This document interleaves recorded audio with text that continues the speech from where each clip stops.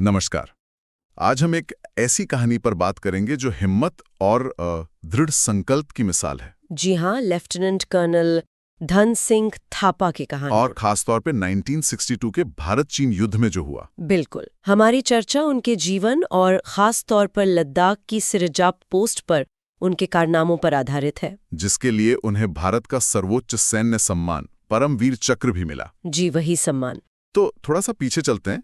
धन सिंह थापा शिमला में जन्मे थे 1928 में। हाँ, और 1949 में मतलब आज़ादी के फौरन बाद 8 गोरखा राइफल्स में कमीशन हुए। और 1962 तक वो मेजर बन चुके थे।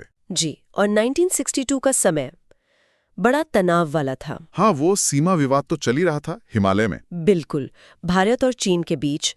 और तब भारत की एक फॉरवर्ड पॉलिसी थी। मतलब सीमा पर आगे बढ़कर चौकियां बनाना। हाँ, एक तरह से। और सिरजाप घाटी और पास का चुशुल एयरफील्ड, ये दोनों जगह रणनीतिक रूप से बहुत अहम थीं। अच्छा, तो मेजर थापा की पोस्ट सिरजाप 1 ये पैंगोंग झील के पास थी। जी, पैंगोंग झील के उत्तरी किनारे पर। और सोचिए, उनके पास सिर्फ एक प्लाटून थी। एक प्लाटून मतलब मुश्किल से 28-30 जवान। हाँ, 18 गोरखा राइफल्स के। और दूसरी तरफ 19 अक्टूबर आते आते चीनी सेना ने उस इलाके में अपनी भारी ताकत जमा कर ली थी। माहौल बिल्कुल तैयार था टकराव का। बिल्कुल। और फिर आया 20 अक्टूबर 1962 का वो दिन। सुबह।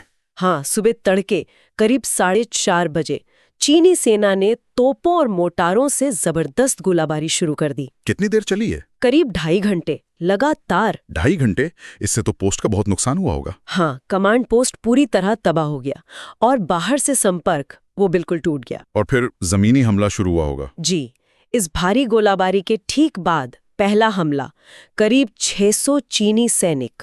600? और इधर सिर्फ 30 गोरखा जवान। हाँ, संख्या का फर्क सोचिए।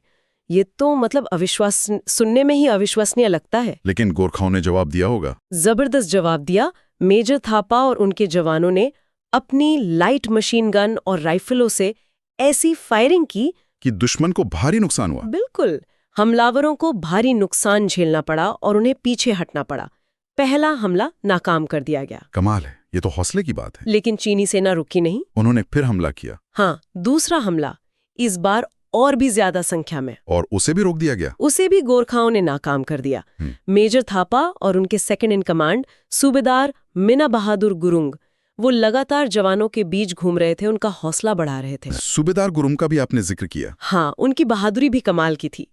लड़ाई के दौरान एक बंकर ढह गया और वो उसमें दब गए। ओहो। लेकिन वो मलबे से निकले और फिर लड़ते रहे जब तक कि शहीद नहीं हो गए। अपनी आखिरी सांस तक लड़े। अफसोस। हर तरफ मुश्किल हालात थे। बहुत ज्यादा।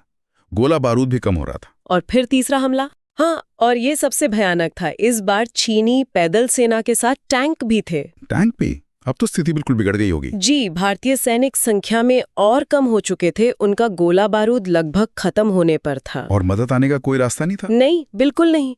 ऊपर से पोस्ट पर झील की तरफ से भी हमला होने लगा था। चारों तरफ से घिर गए थे वो। हाँ, ऐसी स्थिति में क्या किया जा सकता है? सही बात है। यहीं पर मेजर थापा का वो असाधारण शौर्य देखने को मिला। जब पोस्ट पर दुश्मन का कब्जा लगभग हो ही गया था, तब उन्होंने क्या किया? वो अपनी खाई से बाहर कूदे और हाथ से हाथ की लड़ाई में शामिल हो गए। Hand to hand combat? जी।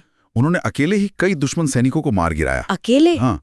जब तक कि दुश्मन सैनिकों ने उन पर काबू पाकर उन्हें पकड़ नहीं लिया। तो उन्हें बंदी बना लिया गया? हाँ, उन्हें युद्ध बंदी बना लिया गया। लेकिन शुरुआत में तो ये खबर आई थी कि वो शहीद हो गए हैं। बिल्कुल, काफी समय तक यही माना गया।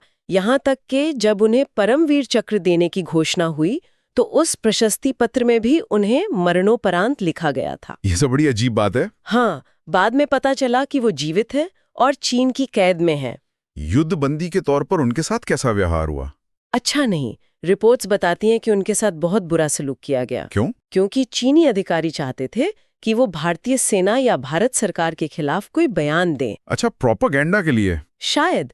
लेकिन मेजर थापा ने साफ इनकार कर दिया और इस वजह से उन्हें कई तरह की सजाएं दी गईं। मतलब मैदाने जंग में तो बहादुरी दिखाई ही, बंदी बनने के बाद भी हिम्मत नहीं आ रही और अपने उसूलों पर टिके रहे। बिल्कुल, एक सैनिक का सच्चा चरित्र। और फिर वो रिहा हुए? हाँ, युद्ध खत्म होने के बाद नवंबर 1962 में जब युद्ध बंदियों की अदला बदली हुई तब वो रिहा हुए। तब जाकर सबको पता चला कि वो जीवित हैं। जी, और वापस आकर उन्होंने फिर से सेना ज्वाइन की और बाद में लेफ्टिनेंट कर्नल के पद तक पहुंचे। तो अगर हम इस पूरी कहानी को देखें, क्या मुख्य बातें निकल कर आती हैं? सबसे पहले तो जाहिर है मेजर थापा का असाधारण नेतृत्व और उनकी व्यक्तिगत हिम्मत। हाँ, जब हालात बिल्कुल आपके खिलाफ हो तब भी टिके रहना। बिल्कुल, और सिर्फ टिके रहना नहीं बल्कि दुश्मन को भारी नुकसान पहुंचाना। फिर युद्धबंदी के रूप में भी उनकी दृढ़ता। ये सब मिलकर उनकी कहानी को बहुत खास बना देते हैं। जी, और परमवीर चक्र इसी अदम्य साहस और कर्तव्य परायणता का सम्मान था। आखिर में एक बात सोचने पर मजबूर करती है,